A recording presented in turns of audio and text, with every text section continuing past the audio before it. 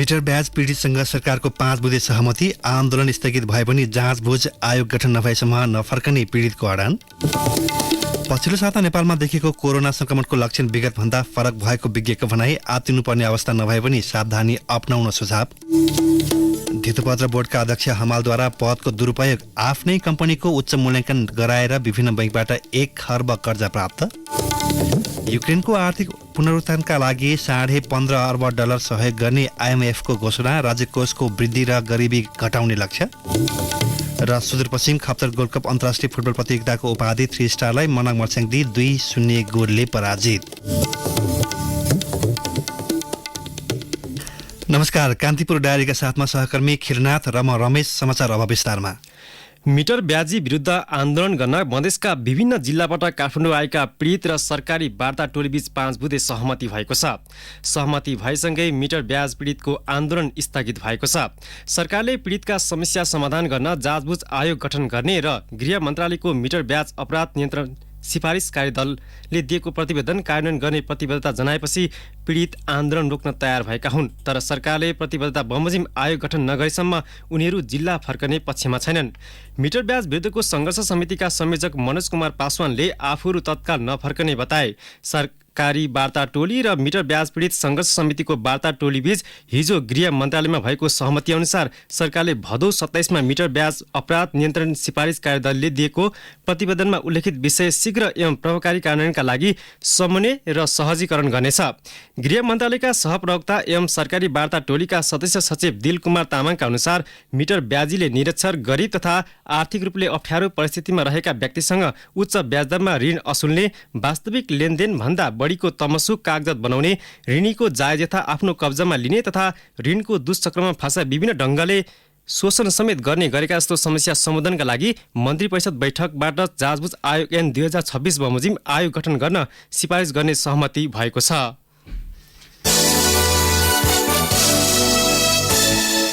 नेपाल धितोपत्र बोर्डका अध्यक्ष रमेश कुमार हमालले बोर्डबाट लाइसेन्स प्राप्त संस्थाबाट आफ्नै कम्पनीको मूल्याङ्कन गराउँदै त्यसैका आधारमा विभिन्न बैंकबाट 1 अर्ब ऋण लिएका छन्। बोर्डको आचार संहिता र नियमावली विपरीत काम गर्दा तत्कालीन अध्यक्ष विष्णुराज ढुङ्गाना बर्खास्त भएका थिए। लगत्तै आएका अध्यक्षले पनि आफ्नै कम्पनीलाई फाइदा हुने काम गराएका छन्। धितोपत्र बोर्डका अध्यक्ष हमाल ओमस्टोन एसिया क्यापिटल नेपाल प्रालिका मालिक पनि हुन्। बोर्डमा अध्यक्ष नियुक्त भएपछि 2079 असोज 31 मा इक्रा नेपालबाट ओमस्टोनको रेटिङ गराएर उनले सानीमा बैंक र राष्ट्रिय वाणिज्य बैंकबाट कर्जा लिएका हुन्। यो नेपाल धितोपत्र कर्मचारी सेवा शर्त नियमावली र नेपाल धितोपत्र बोर्डका कर्मचारीको आचार संहिता 2073 को व्यवस्था विपरीत हो। नेपाल धितोपत्र कर्मचारी सेवा शर्त नियमावलीमा कर्मचारीले कम्पनीको स्थापना र सञ्चालन तथा व्यापार व्यवसाय गर्न नपाइने उल्लेख छ, जसअनुसार कुनै बैंक वा कम्पनीको स्थापना, रजिस्ट्रेसन वा सञ्चालनको काममा भाग लिन प्रचलित कानून बमोजिम दर्ता गराउनुपर्ने, कुनै व्यापार वा व्यवसाय गर्न र अन्यन्त्र कुनै प्रकारको नोकरी स्वीकार गर्न नपाइने उल्लेख छ। धितोपत्र बोर्डका कर्मचारीको आचार संहिता 2073 को दफा 2 को खण्ड क बमोजिम कर्मचारीभित्र बोर्डको कार्यकारी प्रमुख भई काम गर्ने अध्यक्ष समेत पर्छन्। धितोपत्र बोर्डकै अध्यक्ष भएका बेला कम्पनीहरूको सेयर लिएको पुष्टि भएपछि तत्कालीन अध्यक्ष ढुङ्गानालाई अर्थ मन्त्रालयले बर्खास्त गरेको थियो। रिक्त पदमा 2078 फागुनमा सरकारले हमाललाई नियुक्त गरेको हो। धितोपत्र बोर्डमा कुनै पनि पदमा रहँदासम्म स्वार्थबाझी कुनै काम गर्न नहुने नेपाल धितोपत्र बोर्डका पूर्व अध्यक्ष रेवत बहादुर कार्कीको भनाइ छ।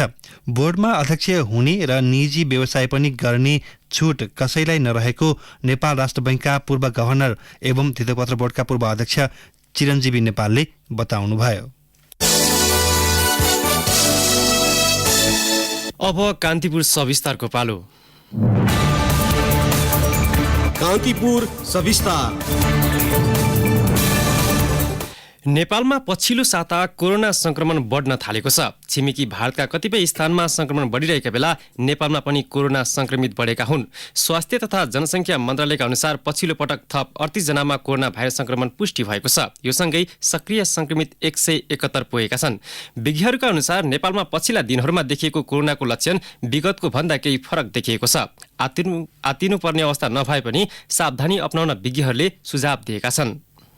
अघिल्लो साता मात्र दैनिक 0 वा 1-2 जनामा देखिने गरेको कोरोना संक्रमण हाल 100 को हाराहारी पुगेको छ। विशेष गरी भारतमा संक्रमितको संख्या बढेसँगै नेपालमा समेत असर देखिएको सरकारी अधिकारी बताउँछन्। शनिबार मात्र भारतमा करिब 3000 जनामा संक्रमण पहिचान भएको छ। 9 जनाको मृत्यु भएको छ। हालको संक्रमणको स्वरूपलाई XBB1.16 नाम दिइएको छ। ज्यान जोखिम पर्ने सम्भावना कम भए पनि सो स्वरूपको भाइरस संक्रमण तीव्र गतिमा फैलिने गरेको चिकित्सक बताउँछन्। भारतमा देखिएको सो संक्रमण नेपालमा समेत फैलिएको ठहर गर्दै सीमा नाकामा कडाई गर्न थालिएको स्वास्थ्य तथा जनसंख्या मन्त्रालयले जनाएको छ। मन्त्रालयका सहप्रवक्ता डाक्टर समीर कुमार अधिकारी भन्छन्, कोभिड-19 संक्रमणको महामारी अथवा संक्रमण पुरै सकियो भन्ने जसरी व्यवहार नगरिदिन हुन सबैलाई अनुरोध गर्दै मास्कको प्रयोग गरिदिन, भौतिक दूरी कायम गरिदिन, अत्यावश्यक मात्रै भएमा मात्रै मान्छेको भेटघाटमा सहभागी भइदिनु, अन्यथा अलिकति अलगै बस्ने, अलिकति भिड कम गर्ने उपायहरू गरिदिनु र हातको सरसफाइमा ध्यान दिनु हुन चाहिँ अनुरोध गर्ने। त्यसै अनुसार समुदायको परिचालनको लागि सहजीकरण गर्ने कामहरू चाहिँ अगाडि बढाएका छौं। सीमा नाकामा विशेष गरी सुदूरपश्चिम प्रदेशमा धेरै जोखिम रहेको देखिएको छ। पछिल्लो समय सो नाका हुँदै घर फर्कने नागरिकको संख्यामा वृद्धि भएका कारण पनि जोखिम बढेको हो। सुदूरपश्चिम प्रदेशमा नयाँ वर्षको अवसरमा मनाइने विशु पर्वका कारण दैनिक करिब 400 को संख्यामा नेपालीहरू घर फर्कने गरेको तथ्याङ्क छ। उनीहरूबाट संक्रमण फैलिन सक्ने जोखिमलाई ध्यान दिँदै सुरक्षा सतर्कता समेत बढ़ाइएको छ। गड्डाचौकी सीमा नाकामा खटिएका स्वास्थ्य सहायक प्रेम सिंह भण्डारी भन्छन्, गार्बेजहरूतिर काम गर्छ, कोही कन्स्ट्रक्सनमा काम गर्छ भने पल्युसन भएको ठाउँमा क्षेत्रमा काम गर्ने कोही आप्रवासीहरू छ भने उनीहरूमा चाहिँ हामीले एक्सपर्टको चाहिँ कलेक्सन गर्छौँ। त्यसपछि चाहिँ अब भ्याक्सिनको क्राइटेरियाले नेपाल सरकारले के भनेको छ भने 2 डोज भ्याक्सिन लागेको छ तर बुस्टर डोज लागेको छैन, तर हिस्ट्री लिँदाखेरि कोभिडको हिसाबमा कुनै चाहिँ संक्रमित सस्पेक्टेड केस छ भने त्यसलाई चाहिँ हामीले अनिवार्य चाहिँ चेक गर्ने भनेको छ। कोभिड-19 सम्बन्धी कुनै पनि भ्याक्सिन लागेको छैन भने त्यसलाई पनि हामीले अनिवार्य चेक गर्ने भनेर चाहिँ भनेको छ। यसै गरी हाम्रो चाहिँ अहिलेको नियमित काम चाहिँ सुरु भइरहेको छ। सीमा नाकासँगै बढ़ी जनघनत्व भएका स्थानमा समेत संक्रमण फैलिएको पाइएको छ। तथापि समुदाय स्तरमा भने फैलिन नदिनका लागि स्वास्थ्य सुरक्षाको मापदण्ड अपनाउन मन्त्रालयले आग्रह गरेको छ। सहप्रवक्ता अधिकारी भन्छन्, धेरै व्यक्तिहरू संक्रमणको उसमा पर्दै जानुभयो भने जोखिममा भएको व्यक्तिहरू पनि संक्रमित हुँदै जानुहुन्छ र जसको नकारात्मक प्रभाव अस्पतालहरूमा चाप पर्न सक्छ र समुदायमा पनि धेरैभन्दा धेरै व्यक्तिहरू संक्रमित हुँदै जाँदा त्यसले अप्ठ्यारो पार्ने अवस्था सिर्जना हुन सक्छ भन्नेतर्फ चाहिँ हामी अलि सजग भएर सबैजनालाई संक्रमण रोकथाम नियन्त्रणमा केन्द्रित भइदिनु हुन र अलिकति पनि हेलचेक्राइ नगरिदिनु हुन, सावधानी लिइदिनु हुन अनुरोध गर्छौं। नेपालमा कोरोना संक्रमण फैलिएको समयमा देखिएका लक्षण भन्दा हालको लक्षण केही फरक देखिएको चिकित्सक बताउँछन्। मौसमी फ्लूका कारण हुने जस्तै लक्षण हालको कोरोना संक्रमणबाट हुने गरेको संक्रमण रोग विशेषज्ञ डाक्टर शेरबहादुर पुन बताउँछन्। उनी भन्छन्, एकदम जाडो हुने, आँखा गेरी, टाउकोहरू दुख्ने, एकदम थकित हुने भन्ने छ, जुन चाहिँ टिपिकली ओरिजिनल ओमिक्रोन भन्छ त्यो जस्तो चाहिँ ठ्याक्कै त मिलेको देख्दिन। कि ठ्याक्कै यही कारण त म भन्दिनँ। धेरै जस्तो मान्छेहरूले फेरि यही बेलामा मौसमी फ्लू चाहिँ फैलिरहेको हुनाले अब सायद धेरैले चाहिँ मौसमी फ्लू नै होला भनेर बसिरहेको अवस्था पनि होला भन्ने लाग्छ। र ती जुन लक्षणहरू छन् लगभग यो रुगाखोकी कमन कोल्ड अथवा फ्लूसँग चाहिँ धेरैको मिल्दोजुल्दो चाहिँ देखिन्छ। पछिल्लो समय अधिकांशले खोप लगाइसकेको हुनाले हाल फैलिँदै गएको संक्रमणले भयावह अवस्था भने ननिम्त्याउने चिकित्सकको भनाइ छ। तर त्यसका लागि 2 पटक बुस्टर डोज लगाएको हुनुपर्ने जनाइएको छ। 2 पटक बुस्टर डोज नलगाएका व्यक्तिको हकमा भने जोखिम उच्च हुने डाक्टर पुङको भनाइ छ। रोग प्रतिरोधक क्षमता कमजोर भएका दीर्घरोगीहरू भएकालाई दिने भनेर भनिएको छ र केही दिन अगाडि विश्व स्वास्थ्य संगठनले पनि एक प्रकारको सिफारिस गरेको छ कस्तोलाई अतिरिक्त खोप अथवा बुस्टर डोज दिने या नदिने भन्ने कुराहरू। त्यहाँ चाहिँ उनीहरूको पनि भनाइ त्यही छ, खास गरी चाहिँ ज्येष्ठ नागरिकहरू दीर्घरोगीहरूलाई दिने, अरूलाई दिनै पर्छ भन्ने आवश्यक चाहिँ छैन भन्ने खालको चाहिँ उहाँहरूको एउटा विज्ञप्ति आएको छ। हाल 55 वर्ष उमेर समूहमाथिका नागरिक, दीर्घरोगी तथा स्वास्थ्य कर्मीका लागि तेस्रो पटकको बुस्टर डोज सञ्चालन गरिएको छ। 2 पटक बुस्टर डोज लगाएका वयस्क तथा स्वस्थ व्यक्तिका लागि भने थप मात्राको खोप अनिवार्य नगरिएको अवस्थामा स्वास्थ्य सुरक्षाका मापदण्ड भने अपनाउनु पर्ने चिकित्सक सुझाउँछन्। भीड़भाड़मा सतर्कता, मास्कको सही प्रयोग तथा शारीरिक सरसफाइमा पर्याप्त ध्यान दिनु नै हालको जोखिम न्यूनीकरण गर्ने उपाय रहेको उनीहरू बताउँछन्। रेडियो कान्तिपुरका लागि कञ्चनपुरबाट सहकर्मी भवानी भट्टको सहयोगमा रमेश दुलाल। कान्तिपुर सविस्तार। कान्तिपुर डायरीमा अब ब्रेकको पालो। ब्रेकपछि कान्तिपुर डायरीमा अब बाँकी प्रसङ्ग। गत साता सार्वजनिक राष्ट्रिय जनगणनाको अन्तिम नतिजा अनुसार मुलुकमा क्रियाशील श्रमशक्ति निरन्तर रूपमा घट्दै गएको छ। जनगणनाका तथ्याङ्कलाई केलाउँदा जनसङ्ख्या वृद्धिको अनुपात उच्च नहुनु र श्रम गर्न सक्ने नागरिकको संख्या घट्नुले दूरगामी असर पार्न सक्ने विज्ञहरूले बताएका छन्। जनसङ्ख्या वृद्धि दर कम हुँदा त्यसबाट आर्थिक र सामाजिक क्षेत्रलाई बढी मात्रामा प्रभावित बनाउने उनीहरूको भनाइ छ। गत साता सार्वजनिक भएको नेपालको पछिल्लो राष्ट्रिय जनगणनाका कतिपय तथ्याङ्क केवल तथ्याङ्क मात्र नभई यसको बहुआयामिक अर्थ र महत्व रहेको बुझ्न कठिन छैन। विगत 5 दशकको जनसङ्ख्या वृद्धि दर हेर्दा नेपालमा जनसङ्ख्या वृद्धि दर निरन्तर घट्दै गएको छ। जनगणना 2038 मा नेपालमा सरदर वार्षिक जनसङ्ख्या वृद्धि दर 2.62%, 2048 मा 2.8, 2058 मा 2.25, 2068 मा 1.35 र 2078 मा 0.92 पुगेको छ। यसरी जनसङ्ख्या निरन्तर घट्दै जाँदा त्यसले तत्काल असर नगरे पनि आगामी दिनमा आर्थिक तथा सामाजिक क्षेत्रमा नकारात्मक असर सृजना गर्न सक्ने देखिएको छ। त्यति मात्र होइन, नेपालको ऊर्जाशील श्रम शक्ति 20 वर्षदेखि 45 वर्षसम्मको जनसङ्ख्या 1,11,79,445 जना छन्। जनगणना अनुसार तीमध्ये 21,90,592 जना देश बाहिर छन्। जनगणना 2078 को परिणाम अनुसार जनसङ्ख्या वृद्धि भए पनि जनसङ्ख्या वृद्धिको अनुपात भने कम देखिएको छ। जनसङ्ख्या वृद्धि दर 0.92% छ। गत 10 वर्ष अघिको जनगणनामा 1.35% वार्षिक जनसङ्ख्या वृद्धि दर थियो। यो विषयलाई लिएर जनसङ्ख्या बारेका जानकारहरूले विभिन्न कोणबाट व्याख्या र विश्लेषण गरिरहेका छन्। त्रिभुवन विश्वविद्यालयका जनसङ्ख्या केन्द्रीय विभागका प्रमुख प्राध्यापक डाक्टर योगेन्द्र बहादुर गुरुङ भन्छन्, जुन हामीसँग काम गर्न सक्ने क्षमताको पपुलेसन झन्डै 20 आएछ नि, 15 देखि 59 होइन, 15 देखि 64 लाई हेर्ने हो भने 65% छ। त्यो 65% चाहिँ अब घट्दो उसमा जान्छ, किनभने प्रजनन दर घट्यो होइन, बच्चाहरूको संख्या कम थालेको छ। त्यो घट्दो स्थितिमा चाहिँ अझै तपाईँको 40-50 वर्षसम्म त्यो जान्छ। हाम्रो ठुलो पपुलेसन छ, त्यो चाहिँ आर्थिक क्रियाकलापमा उद्योग धन्दा तपाईँको उत्पादन त्यसरी लगाउने हो भनेदेखि त्यसबाट हामीले तुरन्त आर्थिक लाभ लिन सक्छौँ। त्यसलाई भनिन्छ डेमोग्राफिक डिभिडेन्ड हो। त्यो चाहिँ हामीले लिन चुक्नु हुँदैन। जनसङ्ख्या वृद्धिको अनुपातमा कमी आउँदा तत्काल केही असर नगरे पनि आगामी केही दशकमा आर्थिक र सामाजिक क्षेत्रमा जनशक्ति अभावले समस्या निम्तन सक्ने अर्थविदहरूको भनाइ छ। अर्थविद डाक्टर चन्द्रमणि अधिकारी भन्छन्, जनसङ्ख्या घट्दै गयो, त्यसले गर्दा अबको 30-40 वर्ष पछाडि नेपालमा त्यसको चाहिँ के प्रभाव देखिन थाल्छ भन्दा आर्थिक रूपले निष्क्रिय जनसङ्ख्या, काम गर्न नसक्नेहरूको जनसङ्ख्या, 60 वर्ष नआएको जनसङ्ख्या बढ्दै जान्छ, जसले गर्दा हामीले हाम्रो आर्थिक उन्नतिलाई प्रभाव पार्छ। थोरै व्यक्तिले धेरै जनालाई पाल्नु पर्छ, देशलाई चाहिने जनशक्ति प्राप्त हुँदैन। र अहिलेसम्म हामीले जुन चाहिँ नेपाल जस्ता देशहरू जहाँ जनसङ्ख्या अनुपातिक हिसाबले वृद्धि दर छ, त्यहाँ जनसाङ्ख्यिक लाभांश प्राप्त भइरह हुन्छ भनेर भन्ने थियो, त्यो लाभ चाहिँ प्राप्त हुँदैन। आर्थिक, सामाजिक, राजनीतिक र सुरक्षाको दृष्टिकोणले पनि दूरगामी प्रभाव पर्छ।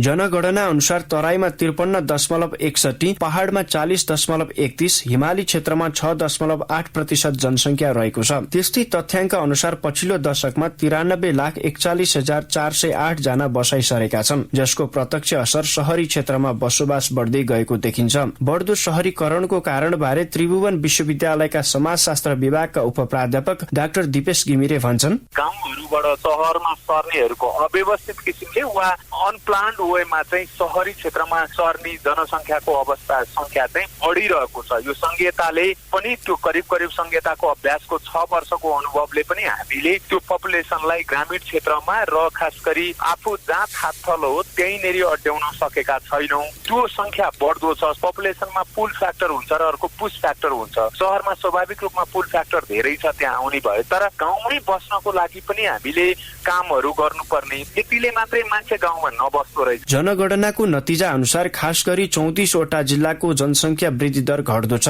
हिमाली र पहाडी क्षेत्रबाट शहरी इलाका र तराई मधेसको क्षेत्रमा मानिसहरूको बसाइ सर्ने क्रम बढ्दै गएको हो। त्यस्तै सबै क्षेत्रमा राज्यका स्रोत, साधन र सुविधा पुर्याउन सकेमा मात्र सन्तुलित विकास गर्ने राज्यको परिकल्पनाले सार्थकता पाउन सक्ने देखिएको छ। रेडियो कान्तिपुरका लागि असीम सापकोटा। मध्य प्रदेश सरकारका आन्तरिक मामिला मन्त्री र सचिवले पनि सूत्र सुराकी परिचालन र शान्ति सुरक्षाका नाउँमा बेहिसाब रकम लिने गरेका छन्। संघीय गृहमन्त्री र सचिवको सिको गर्दै मध्य प्रदेशमा मन्त्री परिषदबाट निर्णय गराएर विगत 5 वर्षदेखि गृहमन्त्री र सचिवलाई नगद वितरण गरिएको हो। सरकारी ढुकुटीबाट लिएको यो रकमको खर्च फाँटबढी देखाइएको छैन। मध्य प्रदेश मन्त्री परिषदले 2075 जेठ 10 मा मन्त्रीले एक पटकमा 30,000 र सचिवले 10,000 रुपियाँ बेहिसाब खर्च गर्न पाउने गरी निर्णय गरेको थियो। मन्त्रीले एक महिनामा 1,50,000 र सचिवले 50,000 रुपियाँ नबढ्ने गरी खर्च लिन पाउने निर्णय पनि थियो। यो निर्णय हुँदा मधेसमा तत्कालीन संघीय समाजवादी पार्टी र राष्ट्रिय जनता पार्टीको एकल सरकार थियो। मुख्यमन्त्री लालबाबु राउत थिए। राउत नेतृत्वको सरकारमा ज्ञानेन्द्र यादव र भरत प्रसाद शाह आन्तरिक मामिला मन्त्री बनेका थिए। रकम बुझ्न सुरु भए यता जगदीश रेग्मी, वीरेन्द्र कुमार यादव, कृष्णहरि पुष्कर र रामकुमार महतो आन्तरिक मामिला मन्त्रालयको सचिव बनेका थिए। पछिल्लो पटक प्रदेशसभा निर्वाचन भएर सरोज कुमार यादव मधेसको मुख्यमन्त्री बनेका छन्। शत्रुघ्न प्रसाद सिंह गृहमन्त्री छन्। देवेन्द्र कुमार झा निमित्त सचिवका रूपमा कार्यरत छन्।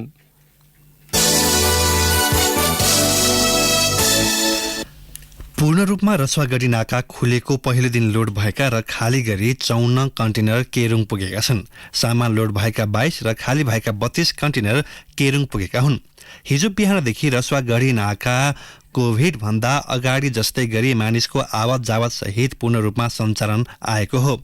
रसुवागढी नाका चीनतर्फको भूभागमा उद्योग वाणिज्य तथा आपूर्ति मन्त्रालयका सचिव मधु कुमार मरासिनी र चीनको तिब्बत स्वायत्त क्षेत्रको जनसरकारका उपाध्यक्ष सिलाङ निमाको उपस्थितिमा दुवै देशका अधिकारीले औपचारिक कार्यक्रम गरेर शनिबारदेखि पूर्ण रूपमा रसुवागढी नाका खुलेको घोषणा गरेको प्रमुख जिल्ला अधिकारी प्रकाश चन्द्र अधिकारीले जनाउनुभयो। रसुवागढी नाकाबाट आंशिक रूपमा आयात निर्यात हुँदै आएको थियो। नाकाबाट हुने सामान निर्यात पनि 35 महिनापछि गत पुस 12 देखि खुलेको हो। यसअघि नाकाबाट प्रतिदिन चिनिया 14 कन्टेनरले सामान नेपालतर्फ ल्याइदिने गरेका थिए।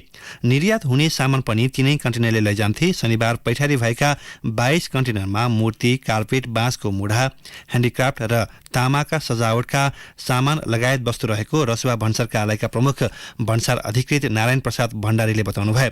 शनिबार रसुवागढी नाकाबाट 25 जना आएको र 12 जना गएको पनि अध्यागमन कार्यालय रसुवाका अध्यागमन अधिकृत कृष्ण प्रसाद पौडेलले बताउनुभयो। अध्यागमन कार्यालय रसुवागढीले जारी गर्दै आएको नेपाल चीन सीमा क्षेत्रका नागरिकका लागि प्रस्थान प्रवेश अनुमति पत्र लिएका 240 जनाको नवीकरण पनि हिजो भएको छ। नेपाल चीन सीमा व्यापार तथा सहयोग समन्वय संयन्त्रले बैठकले लासामा गत बुधबार आयात निर्यात गर्ने सहमति गरेपछि रसुवागढी नाका पूर्ण रूपमा सञ्चालनमा आएको हो। कान्तिपुर डायरीमा पुनः ब्रेकको पालो। ब्रेकपछि अब आर्थिक प्रसङ्ग। खादबारी शीतल पार्टीका दिनेश पोखरेल बिरामी परेपछि उपचारका लागि विभिन्न जिल्ला अस्पताल पुगे। चिकित्सकले जाँचपछि लेखेको औषधि अस्पतालद्वारा सञ्चालित फार्मेसीमा किन्न सुझाए। सबै औषधिको मूल्य 4,000 रुपियाँ भए पनि उक्त सरकारी अस्पतालको फार्मेसीका कर्मचारीले 1,000 रुपियाँ दिनभन्दा पहिले बढी रकम तिर्दै आएका पोखरेल छक्क परे। उनले सोधी खोजी गरेपछि काउन्टरका कर्मचारीले अहिले अस्पतालको फार्मेसीमा औषधि किन्दा 50 देखि 80% छुट हुने गरेको बताए।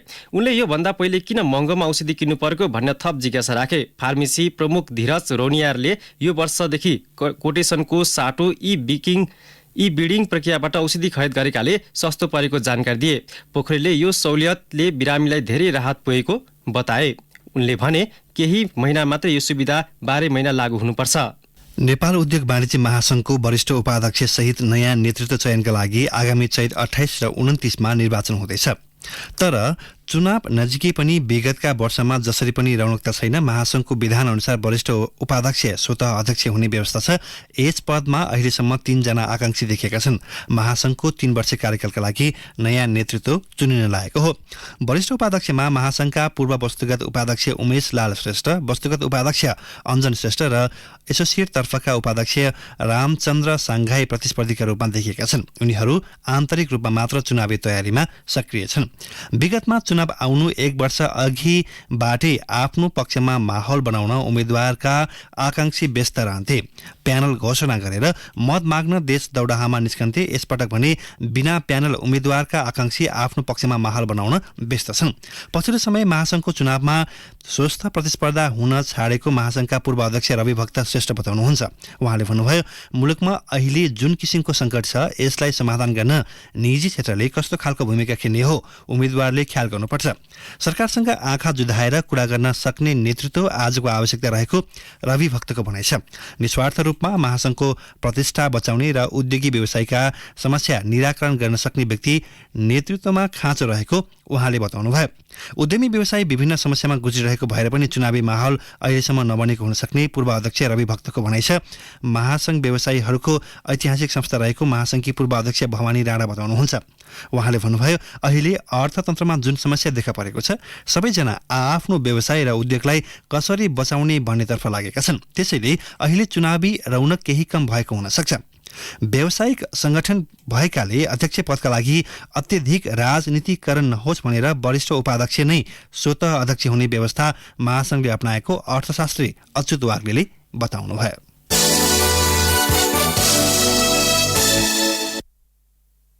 अन्तर्राष्ट्रिय मुद्रा कोष IMFले युद्धग्रस्त युक्रेनको आर्थिक पुनर्गठनका लागि 15 अर्ब 60 करोड डलर सहयोग गर्ने भएको छ। रुसको हस्तक्षेपका कारण अर्थतन्त्र प्रभावित भएपछि IMFले सहयोग गर्न लागेको हो। युक्रेनको गरिबी हटाउन र राज्य कोष बढाउनका लागि सो रकम सहयोग गर्न लागि IMFलाई उद्धृत गर्दै अल जजिराले उल्लेख गरेको छ। IMFले घोषणा गरेको 1 खर्ब 15 अर्ब डलरको आर्थिक प्याकेज अन्तर्गत सो रकम उपलब्ध गराउन लागि हो। IMFले ऋण र अनुदान दुवै गरेर सो सहयोग प्याकेज घोषणा गरेको थियो। 4 वर्षीय कार्यक्रम अन्तर्गत युक्रेनको बृहत आर्थिक पक्ष र वित्तीय स्थिरतामा सहयोग पुर्याउने IMFका उप प्रबन्ध निर्देशक गीता गोपीनाथले बताउनु भएको छ। IMFले 2 अर्ब 70 करोड रकम तत्कालै उपलब्ध हुने गरी सहयोग गर्न लागि हो।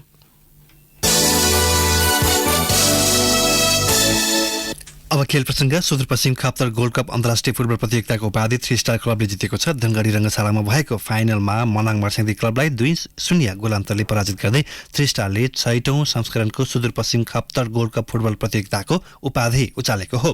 3 स्टारलाई उपाधि दिलाउन विक्रम लामा र अनिल महर्जनले गोल गरे। खेलको 73औं मिनेटमा अनिल महर्जनले फ्री किक मार्फत 3 स्टारलाई अग्रता दिलाएका थिए। खेलको इन्जुरी समयमा विक्रम लामाले हेड गोल गर्दै 3 स्टारको जित सुनिश्चित गरे। यो जितसँगै 3 स्टारले 21 लाख रुपियाँ र उपविजेता मनाङले 10 लाख रुपियाँ प्राप्त गरेको छ। विधागत तर्फको पुरस्कारमा समेत 3 स्टारको वर्चस्व रह्यो। फाइनलमा 3 स्टारका Anil Maharjan man of the match घोषित हुँदै 10,000 रुपियाँ पाए। 3 स्टारका कप्तान विक्रम लामा सर्वोत्कृष्ट खेलाडी बन्दै 1 लाख रुपियाँ पाए। यस्तै उत्कृष्ट गोल रक्षक 3 स्टारका मोहम्मद ताहा रहे। उत्कृष्ट डिफेन्डर 3 स्टारका पिटर सेगुन, उत्कृष्ट प्रशिक्षक 3 स्टारका मेघराज केसी रहे। यस्तै उत्कृष्ट मिडफिल्डर मनाङका बिसन गुरुङ र सर्वाधिक गोलकर्ता मनाङका साई जमल घोषित भए। विधागत तर्फका उत्कृष्टले जनै 15,000 रुपियाँ प्राप्त गरे। सुदूरपश्चिम 11का दिपेन्द्र मलासी उदयमान खेलाडी चुनिए। उनले 25,000 रुपियाँ पुरस्कार पाए। सुदूरपश्चिम 11 स्पोर्ट्स क्लबको आयोजनामा चैत 9 गते सुरु भएको प्रतियोगितामा ए डिभिजनका 6 र 2 विदेशी सहित 10 टिमको सहभागिता रहेको थियो। स्पेनिस ला लिगा फुटबलको पछिल्लो खेलमा बार्सिलोनाले इल्चे विरुद्ध शानदार जितसँगै उपाधिको दावेदारी बलियो बनाएको छ। गैरातीको खेलमा बार्साले इल्चेमाथि 4-0 को शानदार जित निकालेको हो। जितसँगै बार्सिलोनाले दोस्रो स्थानको रियल मड्रिडसँग 15 को अग्रता समेत कायम गरेको छ। शीर्ष स्थानको बार्साको 71 अङ्क छ भने दोस्रो स्थानको रियल मड्रिडको 56 अङ्क छ। 15 अङ्कको फराकिलो अन्तसँगै बार्साले सन् 2019 पछि पहिलोपटक स्पेनिस ला लिगाको उपाधि जित्ने सम्भावना बढेको हो। बार्सिलोनाका लागि रोबर्ट लेभान्डोस्कीले 2 गोल गरे भने आन्सु फाती र फरेन टोरेसले समान 1-1 गोल गर्दै शानदार जित दिलाएका हुन्। गैराती भएका अन्य खेलमा गिरोनाले स्पेनियल माथि 2-1 को जित निकाल्यो। सेभियाले कार्डिफ सिटी माथि 2-0 को गोल अन्तरको जित हात पारेको छ। एथलेटिक बिल्बाओ र गेटाफेले गोल रहित बराबरी गर्दै अङ्क बाँडेका छन्। अब मौसम सम्बन्धी जानकारी। मुलुकका पहाडी भूभागका केही स्थानमा मेघ गर्जन चट्याङ सहित हल्का वर्षाको सम्भावना रहेको जल तथा मौसम विज्ञान विभागले जनाएको छ। बाँकी भूभागमा सामान्यतया मौसम सफा रहने विभागको अनुमान छ। काठमाडौँ उपत्यकाको न्यूनतम तापक्रम 8 डिग्री सेल्सियस मापन गरेको छ।